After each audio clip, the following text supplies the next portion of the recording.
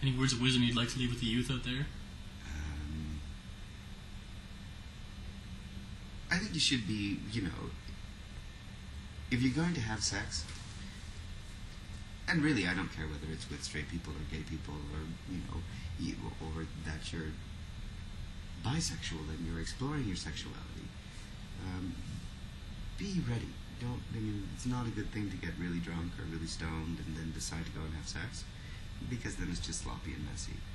Be ready, be safe, because it's a very long, once somebody is sick, it's a very long process to try to deal with that as well. Fortunately, there's lots of medications that make that process less difficult, but it's still not a good thing to have for the rest of your life.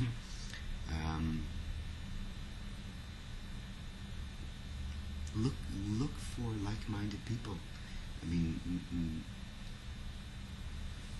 Find groups, find help agencies, find youth organizations that are about gay, lesbian, and transgendered peoples. Find schools. Do whatever you need to do, because ultimately it is you have to survive. Your survival mechanism has to kick in. If you don't have a supportive family, it's sad and it's too bad, but then you have to find another group of people who will support you through this time. It's really not something worth killing yourself over. Really not. And I get it, because I went through that, and I certainly went through the idea that, maybe it would just be easier to be dead.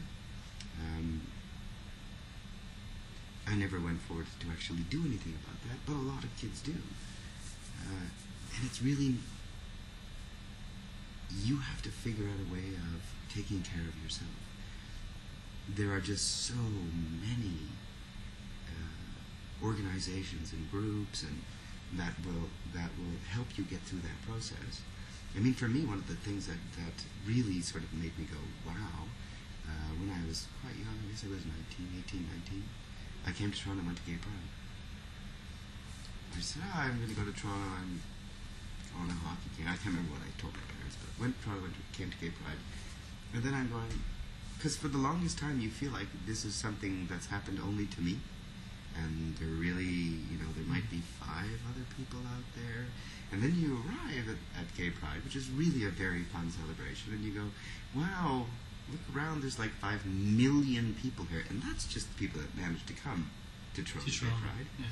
There's a huge, huge, huge community. And really, you're not alone. You don't have to go through the struggle by yourself. There's lots and lots of support groups and people that can help you through, and then all of a sudden you go, wow, it's really not a deal. Gay people are doctors, lawyers, firemen, hockey players, soccer players. It absolutely spans every single socioeconomic, religious, ethnic, age barrier that you can possibly imagine. There are gay people who do everything. It's not a limiting thing. It's just a thing. It would be no different than saying, I have brown eyes, I should kill myself. That doesn't make any sense. It is going to get better. You just have to help yourself make it better. In exactly the same way that I would say, look, if you're depressed, you're unhappy, things aren't going well, you go into your room, it's a pigsty, you got crap everywhere, you haven't it cleaned up, there's garbage wrappers and all over the place. Clean it up. Just, you feel, I don't feel it because I'm depressed, but the way or one of the ways, and certainly depression is a mental illness. Maybe you need to see somebody in terms of getting medication, in terms of doing something that's constructive in that way. But also, when you're young, we go through these sort of ebbs and flows of not feeling so good and then feeling great and then not feeling so good, and that just happens. Doing something makes a big, huge difference. Clean up your room, clean up your life, organize yourself so that you start to feel on top of things, like you're in charge again, as opposed to life is pushing you around. In the same way that if you're gay, lesbian, or transgender identified, do something. You ultimately have the power, the strength to sort of go, you know, we have an internet. What did people do in 1950 when they were, you know, going through this process? It was much more difficult. Now, you just Google, and there you go. There's 100 different agencies and tons of information to help you. You have to take ownership, take control, and just do something.